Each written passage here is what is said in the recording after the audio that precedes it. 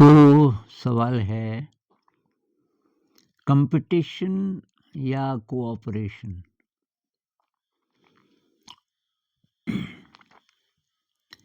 अब इसमें बहुत थ्योरीज हो सकती हैं, लेकिन हम अपने अनुभव से अगर बोलें, जितना भी जिसका अनुभव है,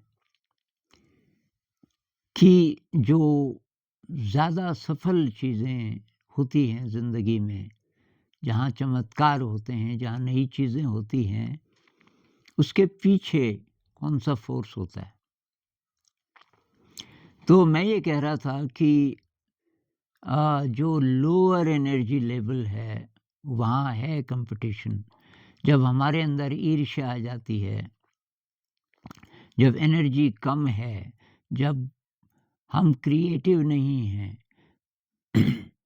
तो और जेलसी है, ग्रीड है, तो तब ये टेंडेंसीज़ आती हैं, जिनको लोअर टेंडेंसी कहा जाता है, दूसरे को पछाड़ने की, उससे आगे बढ़ने की। कोई दूसरा अच्छा कर रहा है तो उससे ईर्ष्या होती है कि मैं उससे आगे बढ़ूं, मैं दिखूं, मेरा नाम हो।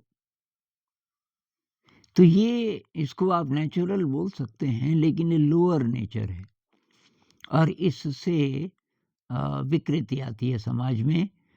और कंपटीशन से दूसरों को पछाड़ के जो इंसान आगे निकलता है, वो अपने को थोड़ा सा डिह्यूमनाइज कर देता है, वो थोड़ा सा नीचे गिर जाता है।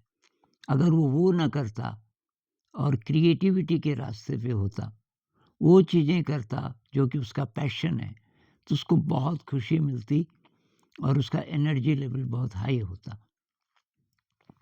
तो मैं कुछ-कुछ अपने अनुभव शेयर करना चाहूँगा इस बारे में, जो मैंने देखा। तो मैं गाँव में पैदा हुआ और वहाँ का जो समाज था काफ़ी हद तक ट्राइबल उसकी नेचर थी। सड़क से बहुत दूर जो सबसे नज़दीकी सड़क थी, तो वो वहाँ जाने के लिए 6 किलोमीटर चलना पड़ता था। कोई बिजली नहीं थी, तो बाहर की दुनिया से संपर्क नहीं था। यानी कि गाँव वाले अपनी ही शक्ति से अ, कैसे जी सकते हैं बिना बाहरी सपोर्ट के, इसका एक एग्ज़ाम्पल मैंने देखा। तो एक पनचक्की है, पानी से चलने वाली चक्की गाँव के नीचे अभी भी है, जो पानी से चलती है। मतलब ये नदी है, नदी में बहुत पानी है, उसका कुछ पानी आप किसी चैनल से और नीचे को बहाने लग जाओ, काफ़ी एंगल से, और नीचे कोई टरबाइन बना हुआ है लकड़ी का, वो घूमता है, तो उसके ऊपर चक्की है पत्थर की। एक स्थिर है और ऊपर वाली घूमती है, क्योंकि नीचे जो अ, पानी से जो घूम रहा है नीचे, अ उस पे एक एक्सल लगा है और वो इसको घुमाता है। आपने देखा होगा शायद। तो इसको पंचक्की बोलते हैं, पानी से चलने वाली। तो जो आदमी उसको चलाता था,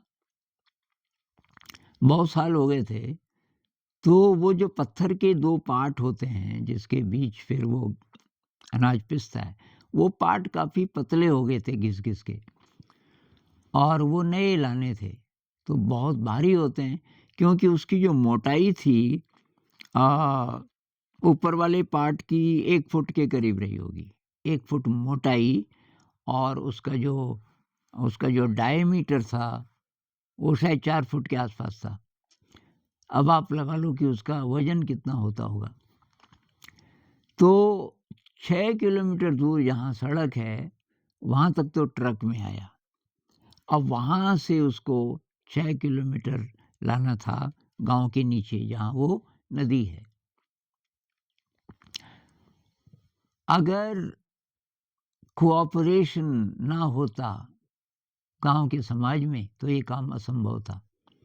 ये काम हो ही नहीं सकता था, क्योंकि उसको लाने के लिए जो इंतज़ाम करना पड़ा, और जितने लोग, मतलब एक साथ मेरे ख़्याल से 30-35 लोग उसको उठा पाते थे। ऐसा स्ट्रक्चर उन्होंने बनाया कि इतने लोगों के लिए जगह हो, उसमें डंडे वग़ैरह लगा के कि उसको कैसे उठाएँ। तो चक्की चलाने वाला तो गरीब आदमी था। आप बोलोगे ये तो लेबर से भी हो सकता है, वो आदमी ये नहीं कर सकता था। और दूसरी बात, लेबर अवेलेबल नहीं होती वहाँ ऐसे कामों के लिए, अभी भी नहीं। अभी भी कोई, मतलब मान लीजिए गाँव वालों से दुश्मनी है किसी की, वो बोले मैं और लोगों को बुलाऊँगा, नहीं सफल होगा, लोग आएँगे ही नहीं। वो बोलेंगे तेरा दिमाग खराब है, गाँव वालों से बात कर। तो वो मैंने देखा कि कैसे, मैं बहुत छोटा था, तो एक एक प्रकार के ट्रेडिशनल बाजे होते हैं, ड्रम्स, एक बहुत बड़ा जो स्टिक से बजता है, और एक छोटा जिसमें 2 स्टिक, उसकी पतली आवाज़ होती है। उन दोनों को मिल कर के ताल बनता है, और शादियों में बजता है वैसे वो, या शुभ कामों में। तो वो भी था, जोश दिलाने के लिए। ख़ासकर जब उसको उठाना हो, उसमें बहुत ताकत लगती है। उस समय ये ढोल डमाऊ बजते थे, बहुत तेज़, और उसकी जो आवाज़ है, उसमें एक ख़ास प्रकार की तरंग है जो जोश दिलाती है। तो सुबह से वो लोग लगे हुए थे, और जब तक वो चक्की नदी में पहुँची, काफ़ी अंधेरा हो गया था। क्योंकि वो एक बार में 200, 300, 400 मीटर से ज़्यादा नहीं चल पाते थे।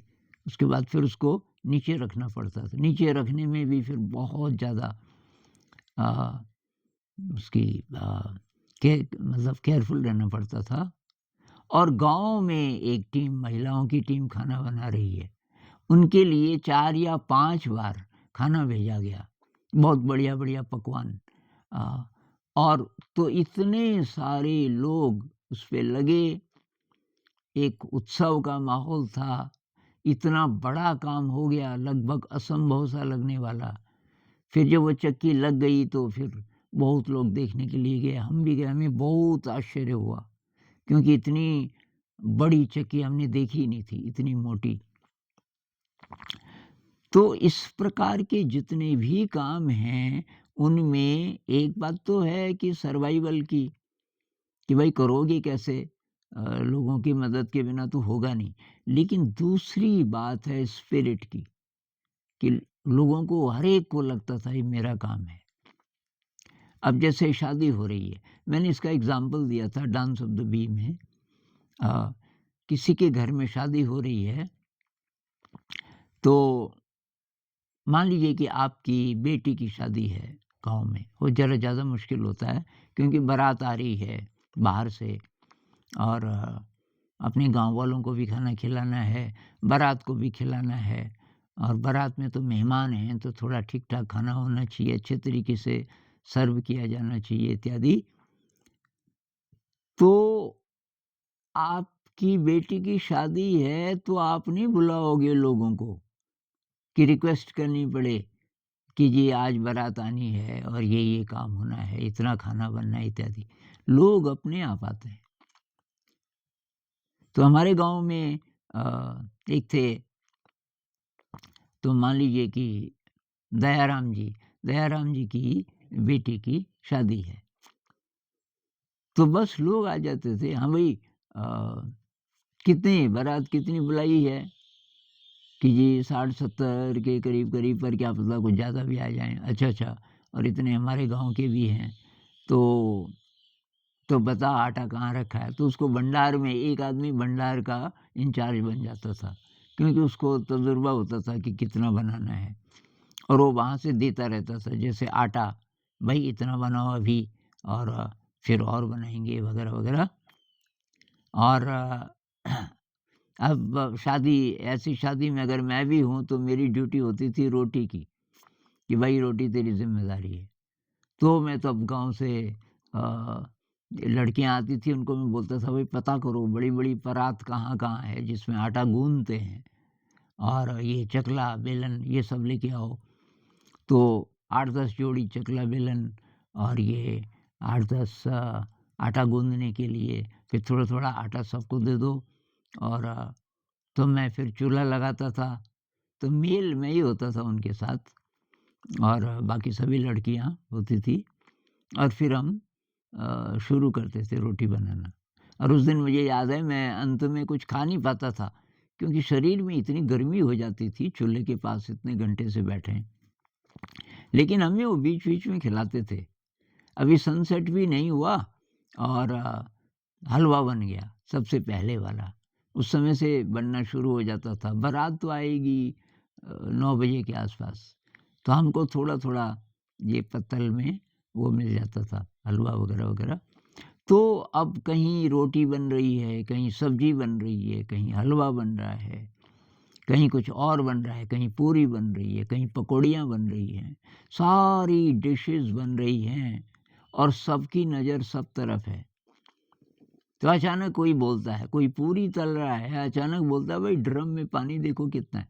क्योंकि पानी बहुत दूर से लाना पड़ता है, तो ड्रम में स्टोर करके रखते हैं। "पानी देखो तो।" उसको क्या ज़रूरत है पानी देखने की? अभी जो हमारा इकोनॉमिक सिस्टम है जिसमें या टेक्नोलॉजिकल सिस्टम्स हैं जिसमें डिपार्टमेंटलाइज़ेशन है, कि भई ये पानी वाले का डिपार्टमेंट होगा, ये पूरी वाले का होगा, ये रोटी वाले का होगा, सब एक-दूसरे से अलग। ऐसे कुछ-कुछ सिस्टम हमने बना दिए। जहाँ-जहाँ ऐसा है वहाँ-वहाँ गड़बड़ होती है। हम सोचते हैं कि उसमें एफिशिएंसी ज़्यादा होगी। वो अ, गड़बड़ इसलिए होती है कि स्पिरिट नहीं है, जोश नहीं है, अपना काम नहीं है।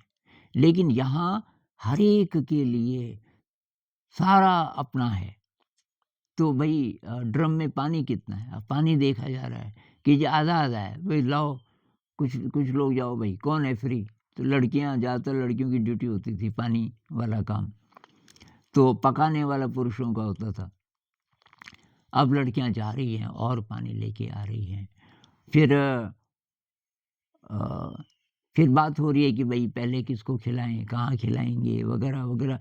मतलब वहाँ जो बातचीत चल रही है, कोई आदमी अपना काम तो कर ही रहा है, लेकिन उसकी नज़र सब तरफ भी है, कहीं कुछ गड़बड़ ना हो जाए। ये है कम्युनिटी का सेंस कि आप जब किसी कम्युनिटी में रहते हो, अच्छी कम्युनिटी वो होगी जिसमें हर एक रिस्पॉन्सिबल है हर चीज़ के लिए और हर एक व्यक्ति को स्पेस मिले पूरा, फ्रीडम मिले, इवॉल्व होने का क्रिएटिविटी का और हर व्यक्ति समर्पित हो पूरे समाज के लिए। तो ये हाई एनर्जी लेवल की बात है। जब-जब वो होता है तब चमत्कार होते हैं। ये जो बड़े-बड़े लंगर चलते हैं हमारे देश में अ, वो कैसे चलते हैं? मैंने साउथ में देखा एक जैन टेम्पल है कर्नाटक में धर्मस्थल उस जगह का नाम है और वहाँ रोज़ करीब 7,000 लोग खाना खाते हैं। 7,000 लोग एक बार में खाना खा सकते हैं। उनकी इतनी बड़ी किचन है, बहुत बड़ा हॉल है, बीच-बीच में पिलर्स हैं और वहाँ जितने भी काम करने वाले हैं सब सेवा में करते हैं। और जहाँ-जहाँ सत्संग होते हैं वहाँ-वहाँ यही होता है पूरे ही देश में।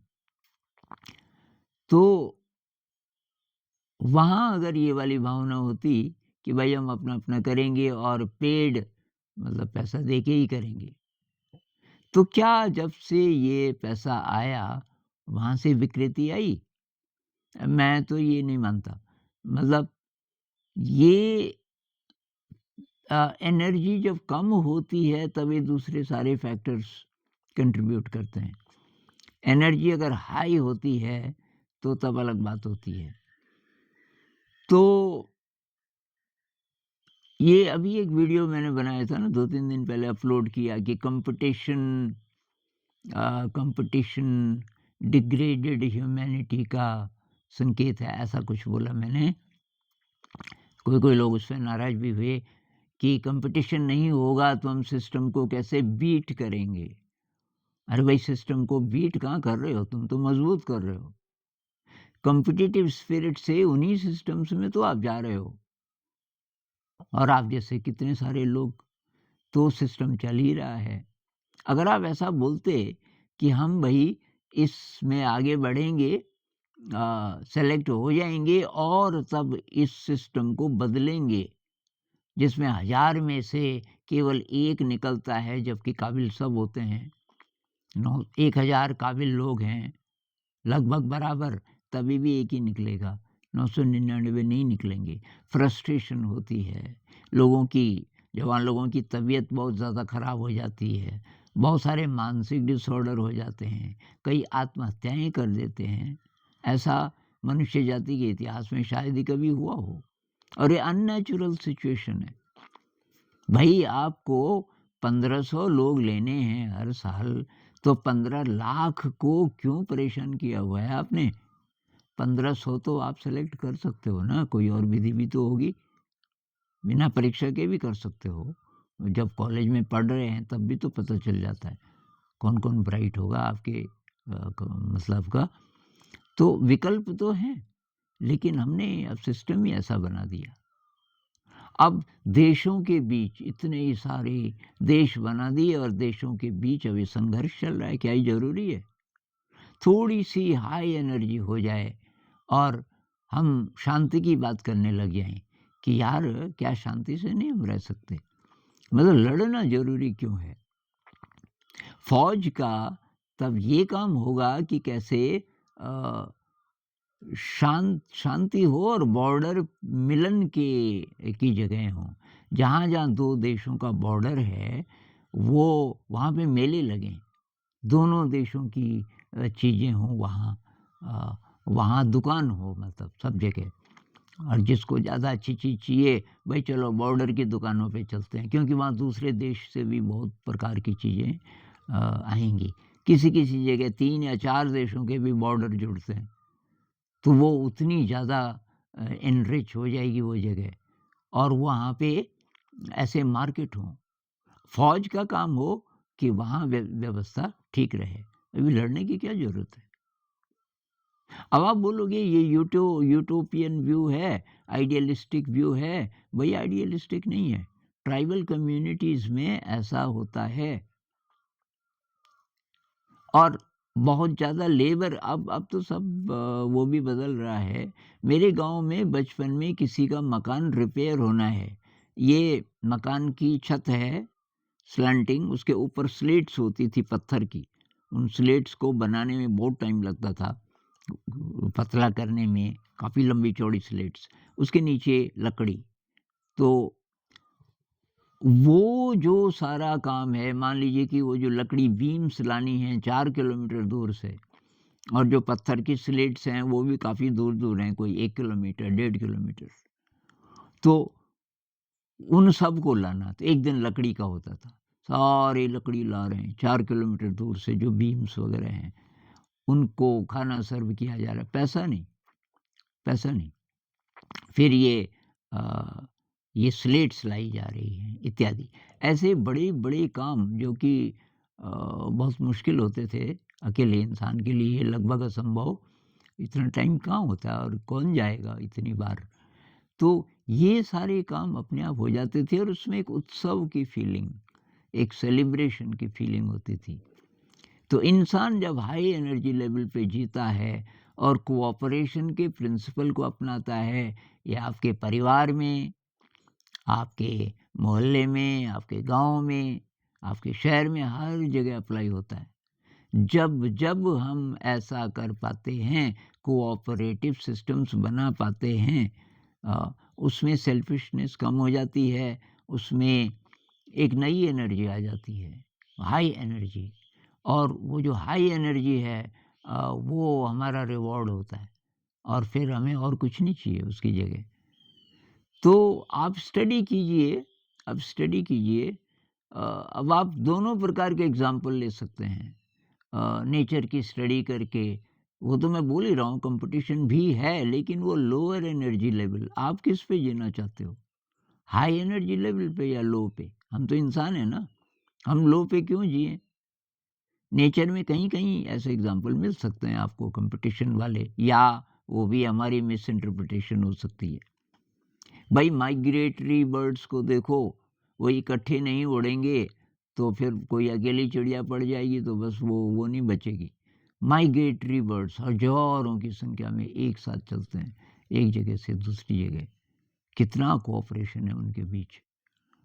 और ऐसे एंट कॉलोनीज़ को देखो, एंट्स जो कॉलोनीज़ बनाती हैं, उनका डिज़ाइन देखो, कैसे इतना बड़ा घर मिट्टी का बना देती हैं और जितना स्टडी करो उतना आश्चर्य होता है। बीज़ को देखो, मधुमक्खियों को देखो, वो किस तरीके से काम करती हैं। तो हर इंडिविजुअल पूरे समाज के लिए समर्पित, पूरा समाज हर इंडिविजुअल अ, के लिए समर्पित, ऐसा वाला चाहिए। और वो तब आएगा जब थोड़ा आध्यात्मिक कोई हमारा लेवल खुलेगा, जो कि इंसान में संभव है। आप बार-बार जब नेचर को कोट करते हैं, ये विद्वान लोग जब नेचर को कोट करते हैं, एक बात भूल जाते हैं कि मनुष्य के पास एक एक्स्ट्रा चीज़ है और वो बहुत कमाल की चीज़ है। ये जो आध्यात्मिक वाला पक्ष है, अब आध्यात्मिक से बहुत लोगों को परहेज़ होता है। हमारे अंदर जो विराट एनर्जी और इंटेलिजेंस है छुपी हुई, उसकी बात कर रहे हैं। उसको हम एक्सेस कर सकते हैं। उसको एक्सेस करने का यही तरीका है। जब बहुत हाई एनर्जी लेवल पे ऐसी चीज़ें होती हैं कोऑपरेशन वाली, तो वहाँ ये जागता है। बाकी मेडिटेशन से तो जागता ही है, लेकिन जब तक कि ये किसी को नहीं पता, इस तरीके की चीज़ें हों, आयोजन हों, सेलिब्रेशंस हों, जिसमें ये देखने को मिले, इस तरीके का कोऑपरेशन, तो उससे तब लगता है कि जीवन बहुत विशाल है, बहुत अनंत है और हम लकी हैं। और हम बहुत मतलब प्रिविलेज्ड हैं कि ऐसी दुनिया में पैदा हुए, जहाँ की हम ये एक्सपीरियंस कर सकते हैं, इस खुशी का एक्सपीरियंस कर सकते हैं। तो भाई आप भी स्टडी कीजिए रियल लाइफ से कोऑपरेशन या कंपटीशन, और आप कैसे जीना चाहते हो अपनी व्यक्तिगत ज़िंदगी में। कोऑपरेटिव स्पिरिट होगी तो ज़िंदगी में खुशी मिलेगी।